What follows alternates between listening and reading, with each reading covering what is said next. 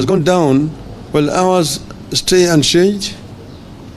Are we stuck with old prices because the negotiators already locked the prices and the oil is coming in the quantities that was agreed on in March? So many things still do not make sense, despite the massive space bought by the oil companies to explain themselves and the effort of the government to fool and confuse Kenyans. In light of this development, I am today calling on some 3 specific institutions that are paid by the Kenyan taxpayer to exercise their mandate and get to the bottom of this saga as follows. First, the Energy and Petroleum Regulatory Authority. This institution, under the chairmanship of a distinguished scholar, Honorable Justice Professor Jackton B. Ojwang, has the primary duty to protect the people of Kenya from predatory practices. Indeed, it is given protection in the course of its work through a legally mandated independence. Section 9(3) of the Energy Act says, except as otherwise provided in this Act, the authority shall be independent in the performance of its functions, exercise of its powers, and shall not be subjected to the direction or control of any person or authority. Under the Ruto regime, EPRA has been reduced to being a price fixer and to enable predators in the government to exploit Kenyans by overcharging them for petroleum products. Section 10 of the Energy Act gives the authority the duty to monitor in consultation with the competition authority conditions of contractors' operations and their trade practices, investigate complaints or disputes arising from the petroleum operations, ensure enforcement and compliance with the national values and principles, protect consumer, investor, and other stakeholder interests. The challenge is now on its chairman to rise up to the true mandate of the authority and investigate the following. 1. Violation of consumer rights under the Bill of Rights in the G2G arrangement. 2. Transparency of fuel contracts signed by all parties in the alleged G2G arrangement. 3. Criminal collusion through price fixing and other corrupt trade practices in the G2G arrangement. 4. The controversy surrounding the dispute between Galana Energies Limited and Anjeri Njoroge. The second institution we are challenging is the Office of the Auditor General. Since her appointment, the Auditor General, CPA Nancy Gathungu, has displayed courage in her approach to duty. We are calling upon her to execute her mandate in this matter and to investigate the following.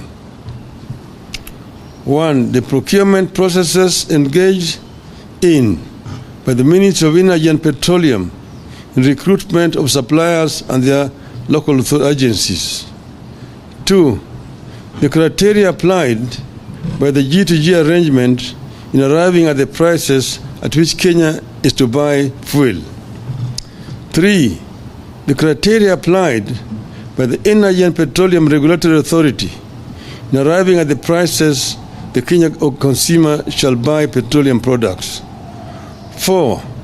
The criteria applied in the G2G arrangement in arriving at the demurrage and other levies and charges. The third institution which we are calling out is the Ethics and Anti-Corruption Commission.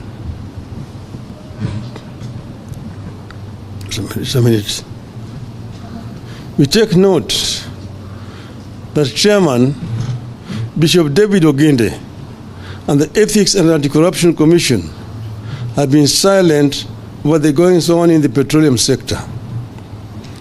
Allegations of corruption have been made, but no investigations have begun.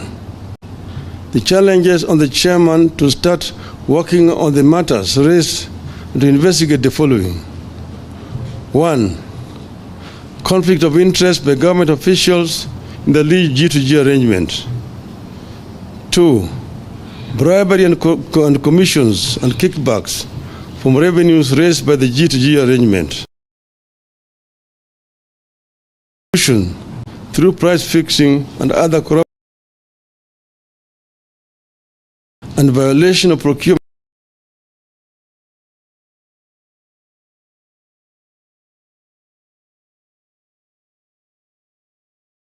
local agencies.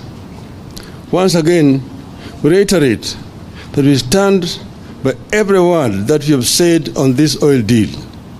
We will not relent on this matter until the truth is known and punishment that fits the crime is meted out. In the meantime, heads must roll at the Energy Ministry and National Treasury. End of statement.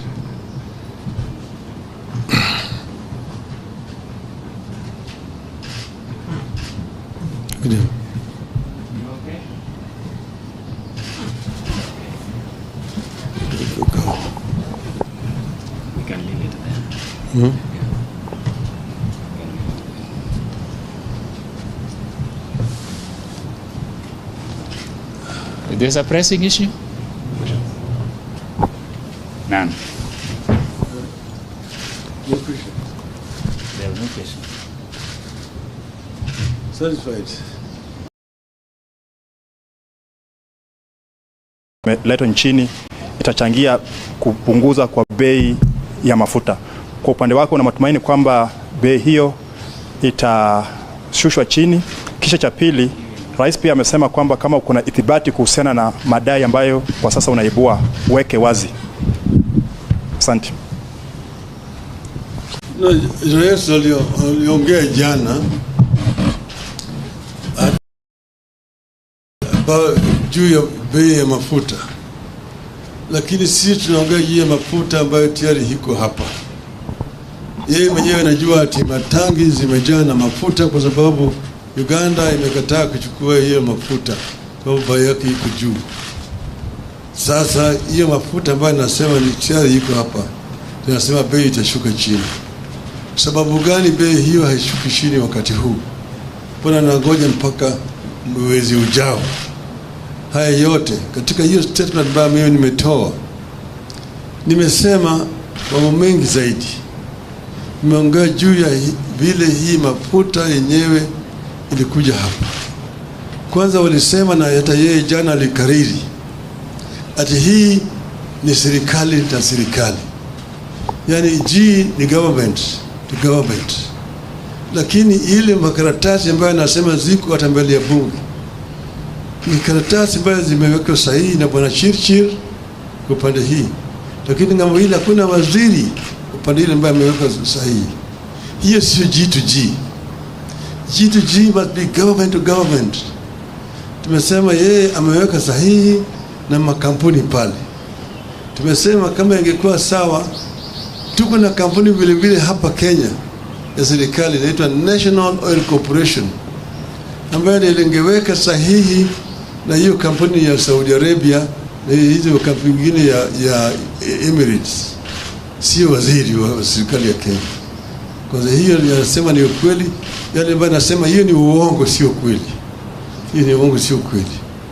Kwa nini wamewacha kampuni ya serikali hapa, alafu wanakwenda kuchukua makampuni zingine ya binafsi kama Oryx, kama Galana, kama Gulf? Kitu gani, shida gani iko na kampuni yetu ya NOC hapa? NOC imepata kimi siku gani? Ili ikaweka sahihi. Ndio kwa sababu hawa jamaa wenyewe walienda ngambo ile na wanapata rushwa kupitia hiyo makampuni ambayo wameweka hapa. Tena wananiambia mimi ati makampuni ya mafuta amenijibu. katika taifa letu hapa makampuni makubwa ya mafuta ni Vivo, ni Shell, ni Total. Hawa hawajanijibu, wao wenyewe wanaumia.